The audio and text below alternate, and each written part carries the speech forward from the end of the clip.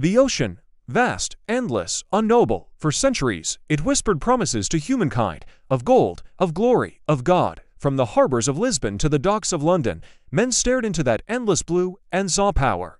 What began as curiosity soon became conquest. And what started with exploration became empire. The story of colonialism is not just the story of ships and soldiers. It's the story of ambition and arrogance, of how the pursuit of discovery turned into domination. It is the tale of how one half of the world claimed the right to own the other.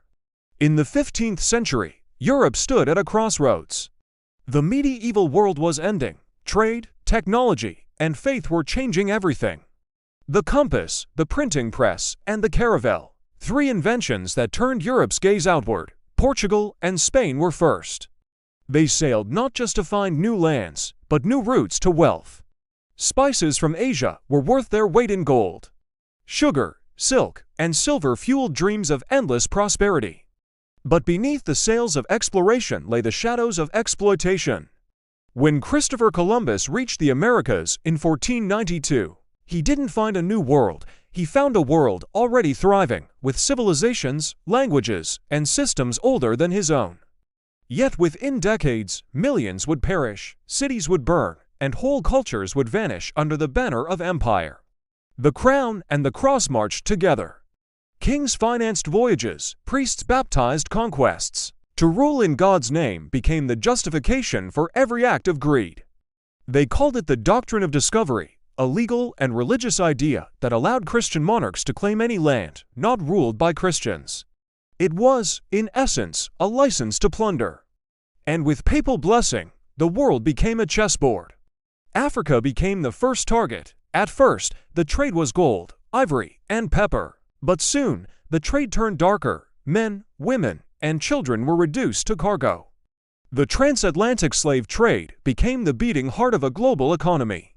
Europe built its modern world on the bodies of the enslaved, sugar plantations in the Caribbean, cotton fields in the American South, gold mines in Brazil.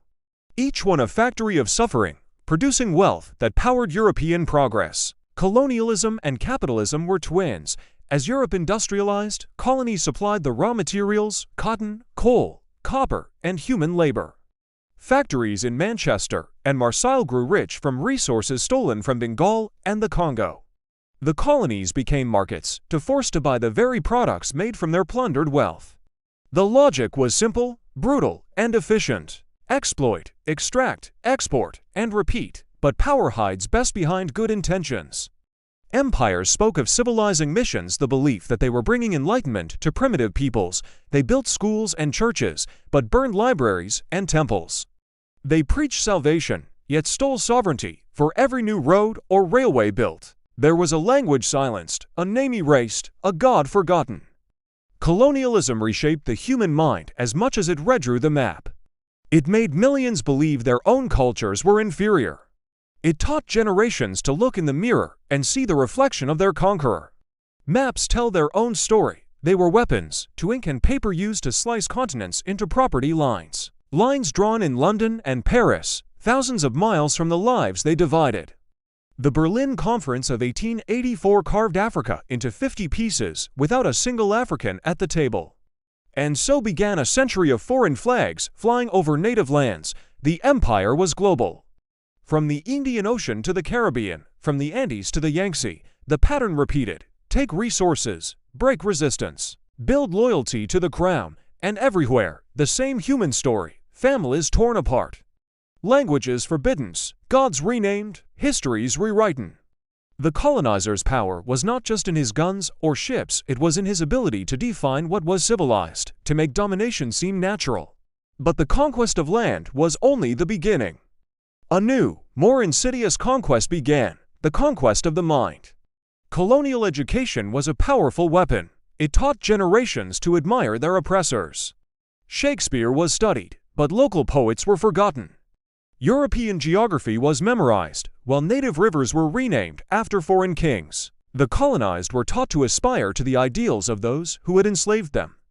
This wasn't just physical occupation, it was psychological engineering on a massive scale. The wealth of empires gleamed in the marble and gold of their capitals.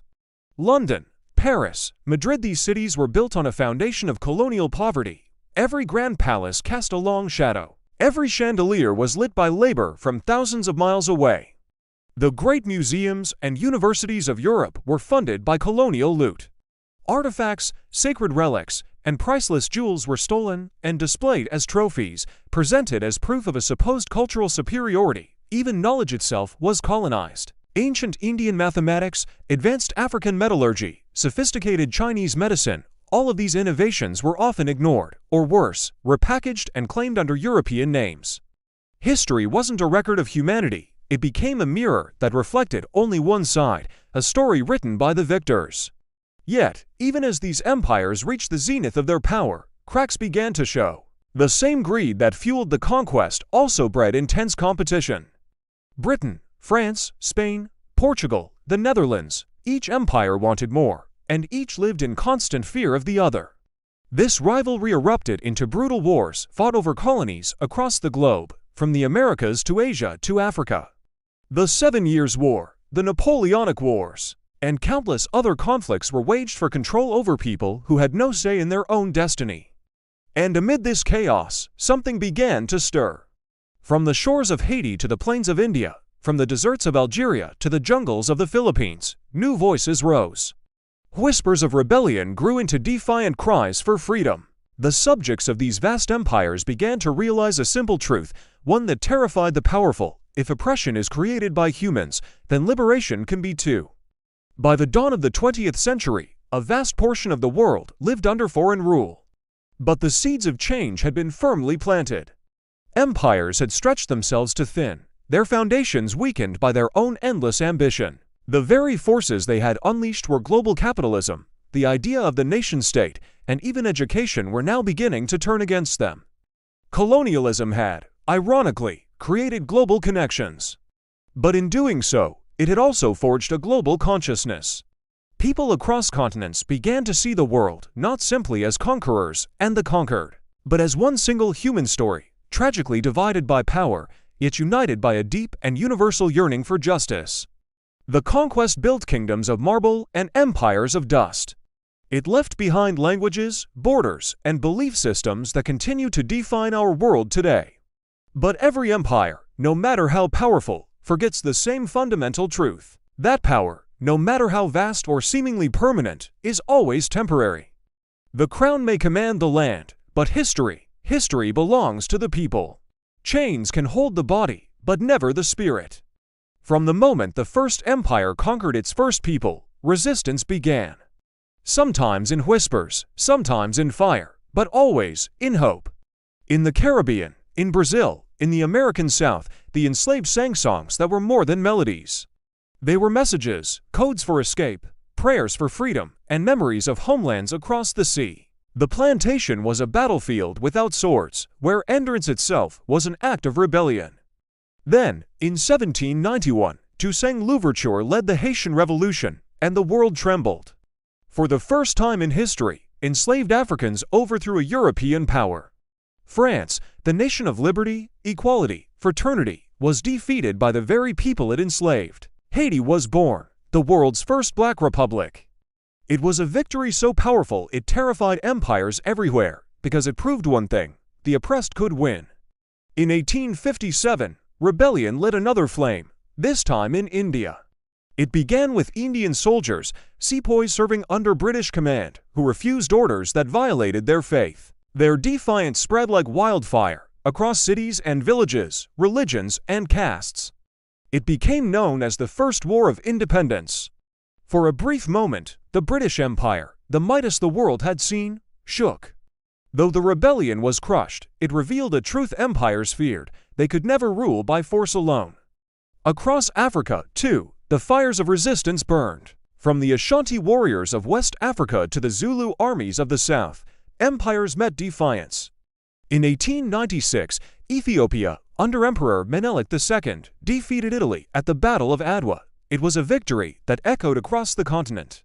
While others were conquered, Ethiopia stood free, a symbol that African strength could defy European steel. And when the drums of Adwa sounded, they carried a message to generations yet unborn: freedom is not granted. It is fought for, colonialism came in many forms, and so did resistance. In the Americas, indigenous nations fought for centuries to defend their lands and ways of life. The Mapuche in Chile, the Lakota in the plains, the Maya in Yucatan each faced armies with guns and disease, yet their spirit endured. In the Pacific, Maori warriors in New Zealand and island nations from Fiji to Samoa resisted with the strength of tradition and the power of memory. Even when defeated militarily, they refused to let their culture die. As the 20th century dawned, a new kind of resistance took shape, not on battlefields, but in ideas. Nationalism became the new weapon. In India, Mahatma Gandhi preached satyagraha, resistance through truth and non-violence. He understood that moral force could break physical chains. In Africa, leaders like Jomo Kenyatta and Kwame Nkrumah spoke of independence and dignity. In Asia, Ho Chi Minh in Vietnam and Sukarno in Indonesia rallied their people against European rule. In the Middle East, the Ottoman Empire's collapse gave rise to new nations, each seeking identity in the wake of imperial shadows. Irony is history's cruelest companion. During both world wars, millions from colonized lands fought, not for their own freedom, but for their colonizers. Indian soldiers fought for Britain. Africans fought for France. They spilled blood on battlefields they'd never heard of, believing loyalty might earn them respect. But when the guns fell silent, they returned home to the same chains. Yet something had changed. They had seen Europe at war with itself. They had seen that the empires were not invincible. The myth of European superiority cracked. In 1945, as the world rebuilt from the ruins of global war, the colonies began to rise. The language of freedom that Europe used against fascism became the language the colonized used against Europe. How, they asked, can you preach liberty in Europe and deny it in Africa? The hypocrisy was too glaring to hide, and one by one, nations began to demand, not beg for, independence. In 1947, the world held its breath. India, the crown jewel of the British Empire, was finally free, but freedom was born in fire. Partition ripped the subcontinent apart, creating India and Pakistan amid a river of blood. It was a liberation that cost millions their lives, a brutal, chaotic beginning. Yet, this painful birth sent a shock wave across the globe. If India could break its chains, why not others? The spark caught fire. From the 1950s to the 70s, a hurricane of independence swept the world.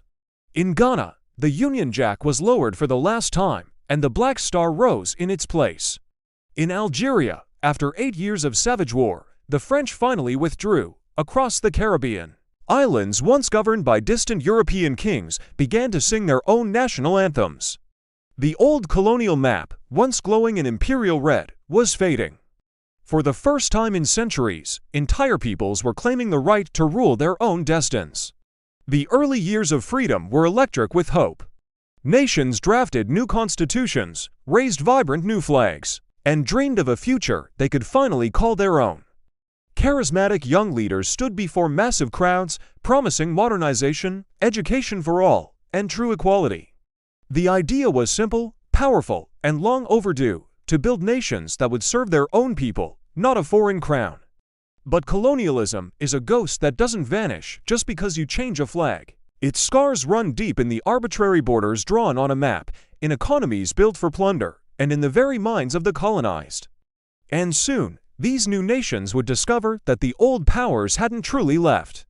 Just as the old empires fell, two new titans rose to take their place, the United States and the Soviet Union. They carved the world up once more, not with colonies, but with ideology. The newly independent nations of Africa, Asia, and Latin America became the battlegrounds of the Cold War. Coups, assassinations, and puppet governments became the new tools of control. The game of empire continued. Only the players had changed. This was the era of neocolonialism, where foreign aid, crushing debt, and diplomatic pressure replaced the old chains and guns. Colonial economies were never designed to build, they were designed to extract. When independence arrived, many nations were left with crippled industries, illogical borders that divided ethnic groups, and a crushing dependency on exporting their natural wealth. They shipped out raw materials like cocoa, oil, and rubber, only to import expensive finished goods from the same powers that once ruled them. The cycle remained unbroken. Foreign corporations and former colonial governments maintained their grip through lopsided trade deals, strategic loans, and military alliances. Even today, the wealth of the global south in its oil, its cobalt, its coffee continues to flow outward. The chains of steel had simply become chains of debt. But resistance found new, powerful forms. Culture became a weapon of liberation. Writers, artists, and musicians began the work of reclaiming their own stories. In Nigeria, Chinua Achebe wrote Things Fall Apart, a literary rebellion that shattered colonial narratives. In Jamaica, Bob Marley's reggae anthems sang of redemption and unity to a global audience. And from Nigeria, Fela Kuti's explosive Afrobeat rhythms became the soundtrack for the fight against dictatorship and Western exploitation. Colonialism had tried to silence millions of voices. Now, those voices were filling the world with rhythm, poetry, and undeniable truth. In 1955, a historic gathering took place in Bandung, Indonesia. For the first time, leaders from 29 nations in Africa and Asia met not as subjects of empire, but as equals. They were determined to chart their own course, free from the manipulations of the superpowers. From this conference, the non-aligned movement was born. A bold declaration that the global South would no longer be pawns in someone else's game. It was a powerful vision of solidarity, a pact built on a shared history of struggle and a shared hope for the future. Though the path was difficult, it planted the seeds of an idea that together, the post-colonial world could stand strong. And so the fight for true freedom continued in classrooms, on university campuses, and in the streets. Students marched for justice, women demanded equality. Workers organized for dignity, the spirit of decolonization evolved. It was no longer just about political independence. It became a cultural, intellectual, and deeply human struggle. People started asking the harder questions. What good is a flag if your economy is still controlled from abroad? What is independence if your culture still bows to the standards of your former master? The age of formal empires had ended, but the age of influence, of economic and cultural domination, was far from over. The flags had changed, but many of the old systems of power remained, hidden in plain sight. In every modern city built on a colonial foundation, in every language inherited from an empire, a fundamental question still lingers, echoing through the decades: did we truly end colonialism? Or did we just learn to call it by a different name? Centuries have passed since the age of empire, but the shadows of colonialism stretch far into the present. They linger not in chains or cannons, but in systems, in economies, in our minds. Today's world, with its borders, its wealth, and its hierarchies, is not an accident. It is a continuation. The map of the world tells the story. Straight lines cut across deserts and forests, dividing tribes, families, and nations. Those borders were drawn not for the people who lived within them, but for the empires that once owned them. And though the colonizers are gone, the borders remain. A century later, they still fuel conflicts in Sudan and South Sudan, in Kashmir, in the Middle East. Lines of ink became rivers of blood. Colonialism ended politically. But economically, it simply evolved. Today, global capitalism operates on the same principles that empire once did. Resources flow from the poor to the rich, labor from the global south, and profits to the global north. In the 19th century, the British extracted cotton from India to clothe Europe. In the 21st century, cobalt from the Congo powers smartphones in Paris and New York. The pattern hasn't changed, only the tools. Debt became the new empire. Through the International Monetary Fund, the World Bank, and structural adjustment programs, developing nations were told to open their markets, privatize their industries, and cut social services, all in the name of progress. But progress for whom? Factories closed, jobs vanished, education and healthcare were sacrificed to pay foreign loans. The result? A freedom that felt strangely familiar, because it still came with instructions written elsewhere. The world glows unevenly. One half is bright with excess, the other dim with struggle. The wealth of nations was built on centuries of extraction, and that imbalance remains baked into the foundations of the global economy. It's not just history, it's structure, and structure shapes destiny. But colonialism was never just about land, it was about the mind. Today, cultural dominance continues through movies, music, fashion, and technology.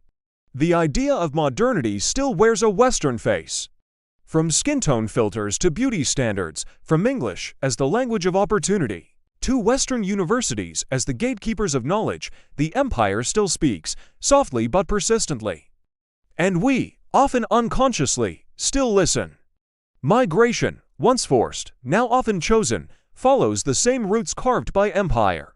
People from former colonies continue to travel to the metropolises of their former rulers in search of opportunities. London, Paris, New York, cities that once took the world's wealth now attract its talent.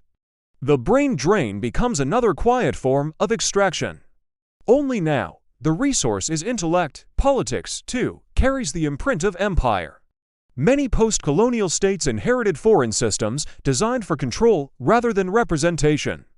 When independence came, they adopted the institutions, but not the balance. Where colonial governors once ruled with absolute power, new elites often took their place. In some cases, liberation movements turned into dynasties. Revolutionaries became rulers. The dream of freedom stumbled on the road paved by colonial legacies. But a new generation is rising, unapologetically global, yet deeply local. They are the children of independence, and they see the old systems for what they are. From the youth-led climate marches and #EndSARS protests to movements like #Fees Must Fall and the Arab Spring, a clear message is being sent. They understand that decolonization isn't just a historical event, it's an ongoing process, a continuous struggle to unlearn, rebuild, and reimagine. From Lagos to Jakarta, from Nairobi to Bogotá, voices are demanding new social contracts, fair trade, climate justice, and digital equality. This is the second wave of decolonization, not of land, but of the mind, of data, of our collective destiny. Even the planet itself bears the scars of empire. Colonial extraction didn't just take gold and silver, it stripped forests, poisoned rivers, and fueled an industrial revolution that fundamentally changed our climate forever. Now, the nations least responsible for this crisis suffer its worst effects. Cyclones, famine, rising seas, the environment, too, remembers. To heal the earth, we must first confront the history that wounded it. Yet, there is light. A growing awareness is spreading across the global south. New scholars, creators, and inventors are rewriting the dominant narrative. They are reclaiming ancient knowledge, retelling their own histories, and building technology in their own languages. The challenge to digital colonialism, the overwhelming dominance of Western tech, is being met by African coders, Indian engineers, and Latin American innovators. They see technology not as a tool for dependency, but as a path to liberation. History may echo, but the future can, and will, answer back. From economics to diplomacy, new alliances are forming among former colonies. Trade within Africa is expanding. Cooperation between Asia and Latin America is strengthening. And innovation hubs are rising in Nairobi, Accra, and Kuala Lumpur. This reflects a world slowly turning its gaze inward, building strength from solidarity. It is the spirit of the Bandung Conference, reborn for a new era. These are not stories of victims, but of survivors, builders, and creators. The legacy of colonialism is not only pain. It is also the incredible resilience forged through centuries of endurance. Every empire believed it was eternal, none were. What lasts is not conquest, but the courage to rebuild in its wake. From the ashes of empire rise the voices of renewal, Africans, Asians, indigenous peoples, each shaping the narrative of tomorrow. The same lands once condescendingly called dark continents are now illuminating the future of technology, art, and philosophy. Because history's greatest irony is this: the very people once labeled uncivilized now hold the wisdom our modern world desperately needs to survive. Community, balance, respect for nature, these were never primitive ideas. They were, and are, sustainable ones. So, what is the legacy of colonialism? It is everywhere in our languages, our borders, our economies, but it is also present in the power we now have to question them. This story is not over. We are still writing it, in our classrooms, on our streets, and online. Each act of truth-telling, each work of art, each dream of equality is a step toward healing. Colonialism built the world we live in, but it does not have to define the world we build next. The empires are gone, the shadows remain. Yet every dawn reminds us, like always returns, this is not just history. It is our inheritance, and what we choose to do with it will decide whether we remain haunted by the past or guided by it. This is Legacy Lens, where we trace the light of the past that still shines today. If this story moved you, subscribe, comment with your thoughts, and share this journey, because understanding the past is how we reclaim the future.